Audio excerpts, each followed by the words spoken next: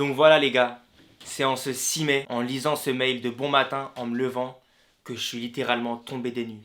Je m'en souviens, j'ai lu ce mail, il devait être à peu près 10 h du matin, et je suis littéralement tombé des nues parce que c'est quelque chose dont je m'y attendais pas du tout. Vraiment, il devait remplir le formulaire pour que j'aille, il manquait plus qu'il remplisse le formulaire, et voilà, j'ai eu cette nouvelle. Donc quand j'ai eu cette nouvelle, la première chose que j'ai voulu faire, c'est répondre à ce mail. Mais le problème, c'est que j'étais à chaud. Et les gars, quand vous êtes à chaud, il faut jamais réagir à chaud. Parce que quand vous êtes à chaud, des fois, vous pouvez dire des choses que vous ne pensez pas. Donc moi, ce que j'ai fait, c'est que j'ai attendu d'être à froid. Et je m'en souviens, ce jour-là, en plus, c'était le pire timing. Parce que j'étais en pleine révision de mes partiels. La semaine d'après, j'avais mes partiels. Et ce jour-là, en plus, je suis parti à la BU pour réviser. Et aussi, du coup, pour répondre à ce mail. Donc quand j'ai répondu à ce mail, ce que j'ai fait, c'est que j'ai dit qu'il y avait une incompréhension. Et ce que j'ai dit surtout, c'est que voilà, j'ai pris des risques à vous rejoindre. J'ai quitté mon emploi. J'ai quitté mon emploi. Vous savez, j'ai on va dire exagéré un peu. Mais voilà, j'ai quitté mon emploi. J'ai payé les frais de sponsor. J'ai payé des frais de dossier qui étaient un coût, les gars, c'est un sacrifice financier. Et je me suis dit, bah ils peuvent pas me faire ça. Et c'est juste après que je réponde à ce mail, on va dire le lendemain ou 2 jours après, j'ai une réponse de Valet Living, de ma supérieure avec qui j'étais en contact, qui me dit clairement, bah c'était une erreur. Et le processus, il est en cours encore, donc c'était une erreur, t'inquiète pas, tout va bien se passer. T'étais pas censé recevoir ça parce que t'es pas américain, en fait c'est un test antidrogue qui est pour les américains et pas pour moi parce que moi je suis étranger. Donc voilà. Et quand j'ai eu ça, bah c'était un soulagement les gars, c'était un soulagement. Mais je me suis dit quand même qu'elle met du temps à répondre au formulaire que le sponsor lui a envoyé. Vous vous souvenez de ce que j'ai dit dans la présente vidéo, comme quoi il faut remplir des formulaires, il faut remplir l'employeur doit remplir un formulaire que le sponsor va leur envoyer, et ils l'ont toujours pas rempli. Donc voilà, le temps passe.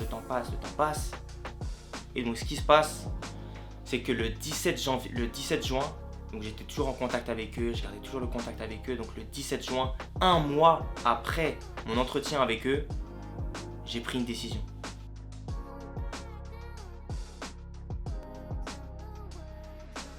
Je me suis dit, ils mettent du temps à me répondre, ça se passe pas forcément comme prévu, et donc j'ai décidé j'ai surtout réalisé que, au final, c'est que je pense en fait ils me veulent pas vraiment, parce que mettre un mois à répondre à un formulaire de 10 minutes, c'est pas normal. Donc mon sponsor m'a dit, bah, que je peux encore trouver un autre emploi, c'est pas mort, donc c'est ce que je me suis dit. Donc là, j'ai été conscient que tout recommençait à zéro. Parce qu'il fallait retrouver un emploi, il fallait redémarcher un employeur. Déjà, quand on est français, vous savez, on n'est pas avantagé. Et donc voilà. Mais vous savez, pour ceux qui me connaissent, moi je suis quelqu'un de très déterminé.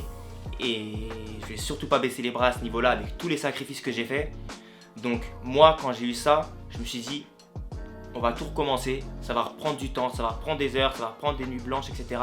Mais il faut le faire.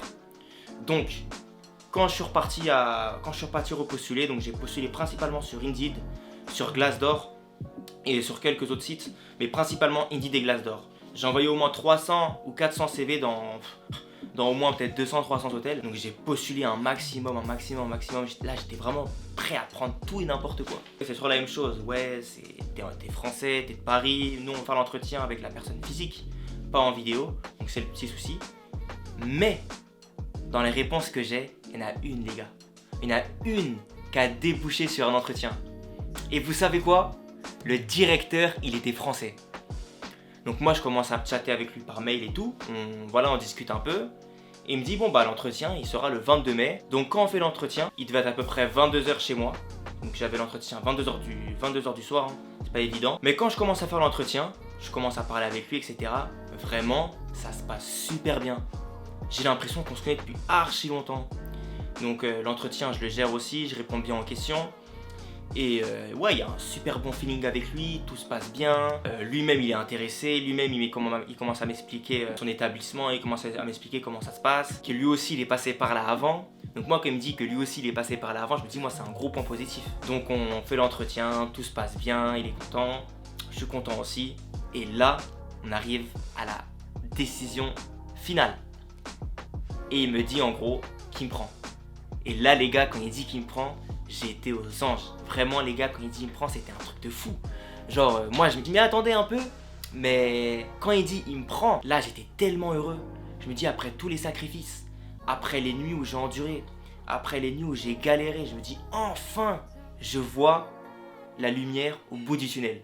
Parce que j'ai tellement galéré que vraiment c'était comme une libération quand ils me prenaient. Je me dis enfin je pourrais passer à l'étape suivante. Donc je lui explique bien les démarches pour le visa, qu'il doit remplir un formulaire. Lui il est ok, il me dit dès qu'il a le formulaire, il va le remplir. Donc tout se passe bien. Et il faut savoir aussi que quand j'ai fini l'entretien, j'étais encore plus content qu'au premier entretien. Vraiment je me dis c'est là où je dois être, c'est là où je veux travailler. Et en plus c'était pour le poste de réceptionniste, ce que je recherchais en premier et pas concierge. D'ailleurs, en plus quand j'ai vu la bonne nouvelle, vraiment devant lui, j'essayais un maximum de cacher ma joie. Tellement j'étais heureux, vraiment c'était un combat contre moi-même de cacher ma joie. Et 2 semaines après, on va dire, il m'envoie un mail comme quoi il a bien rempli le formulaire. Et la semaine qui suivait, je pense qu'on était toute fin juin, vers entre le 23 et le 30 juin. J'ai le sponsor qui me dit en gros ils ont reçu mes papiers qu'il faut justement pour prendre rendez-vous à l'ambassade. Donc je reçois un mail en me disant tu dois prendre rendez-vous à l'ambassade, donc je devais remplir des formulaires. Il y avait un dossier qui s'appelle le DS160. Le DS160, vraiment les gars, vous inquiétez pas parce que c'est eux qui s'occupent de tout.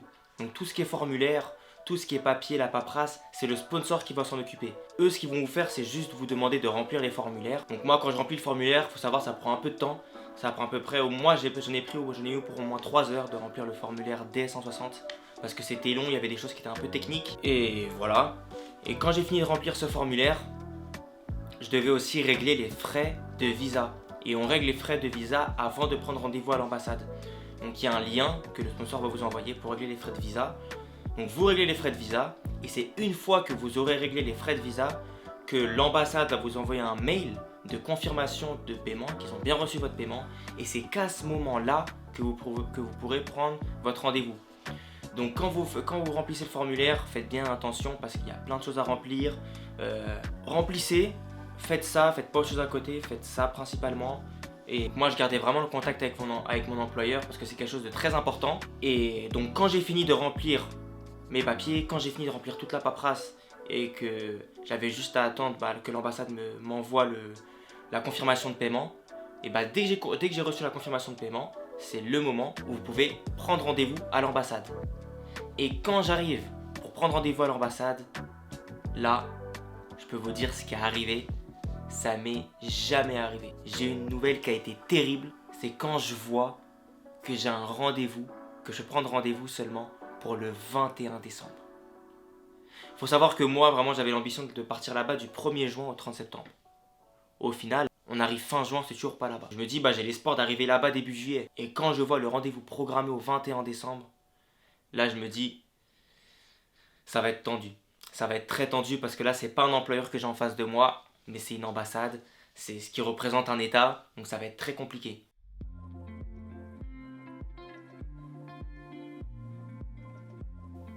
Donc vraiment, il y a 2 solutions qui s'offrent à vous quand vous avez un rendez-vous qui est vraiment programmé pour un délai qui est vraiment très tard. C'est soit de faire une demande accélérée, c'est ce que j'ai fait. Donc faites une demande accélérée comme quoi vous justifiez comme quoi vous avez un stage à tel moment. Et peut-être qu'ils vont vous l'accepter, peut-être qu'ils vont vous le refuser. Moi personnellement, je vous dis, ils me l'ont refusé. Ils m'ont refusé ma demande accélérée. Donc j'ai fait la deuxième méthode.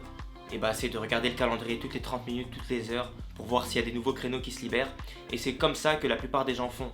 Parce que quand vous prenez un entretien pour l'ambassade, la plupart du temps, l'ambassade va vous donner une date plus tard que le début de votre stage.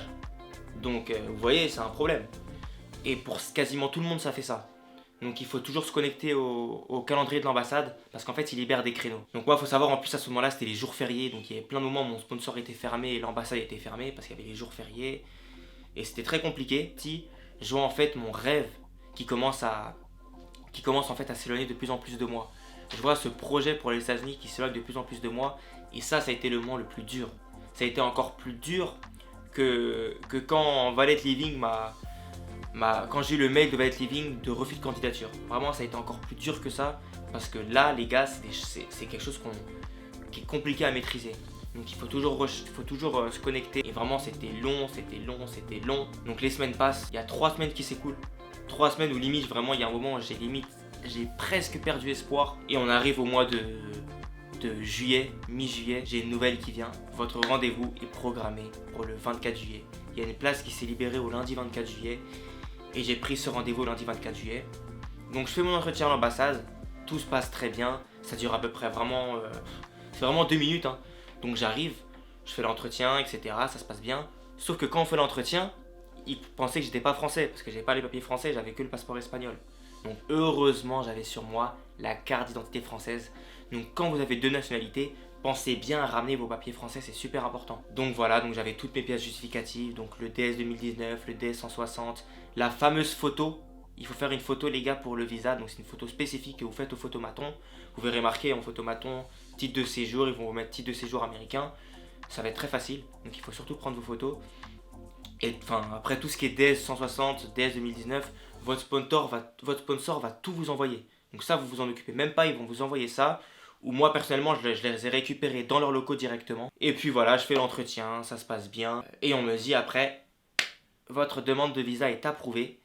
Et c'est 2 jours après que je reçois mon visa dans un de leurs points relais dans le 15e. Donc ils ont un point relais, ils ont votre passeport. Quand vous faites l'entretien, à la fin, ils prennent votre passeport. Parce que le visa, ils le mettent dans le passeport. 2 jours après, j'ai le visa. Et c'est là où l'aventure américaine peut enfin commencer. Donc j'ai pris le billet d'avion qu'une fois après que j'ai eu le visa. C'est super important, prenez votre billet une fois que vous avez eu le visa parce qu'on ne sait jamais ce qui peut arriver. Parce que sans visa, vous ne pouvez pas aller là-bas. Donc c'est super important, prenez votre billet d'avion une fois que vous avez eu le visa. Dès que j'ai eu le visa, et bah, ça a été le grand départ pour les États-Unis. Je crois que je suis parti peut-être 4-5 jours après. J'ai pris mon billet juste après dès que j'ai eu mon visa et je suis parti 4-5 jours après. Donc voilà, ça a été la story US. Voilà, donc ça a été long, ça n'a pas été facile. Ça a été compliqué à certains moments, surtout mentalement, quand on vous dit bah on refuse votre entretien, on refuse votre candidature, alors que tout se passait bien au début. Après on vous dit bah les délais, vous n'avez pas d'entretien prévu, ça c'est vraiment le pire truc. Vraiment, quand l'ambassade vous dit ouais, j'ai pas de date pour toi, ça c'est le pire truc. Parce que moi vraiment j'ai cherché tous les 30 minutes, toutes les heures.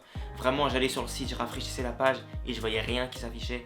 Et là c'était dur. Donc voilà, finalement c'est passé. Et même des fois le sponsor, hein, des fois limite, même des fois ils y croyaient plus.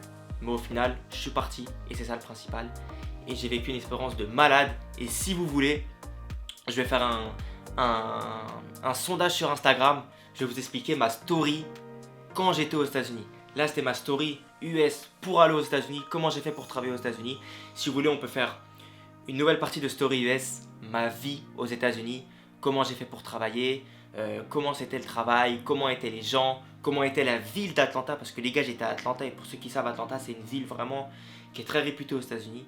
Donc voilà, en tout cas je vous dis bon courage pour tous ceux qui veulent partir, tous ceux qui ont des questions, n'hésitez pas à me le dire dans les commentaires, je réponds à tout. Donc n'hésitez surtout pas et je vous dis bon courage pour vos projets de partir aux États-Unis. Surtout ne baissez pas les bras parce que c'est là où on voit les vrais champions, c'est lorsque tout nous pousse à croire que c'est fini qu'on persévère et c'est là que naissent les champions. Toujours persévérer quand tout nous pousse à croire que c'est fini. Donc voilà, en tout cas je vous dis bon courage et on se dit à la prochaine pour une nouvelle vidéo.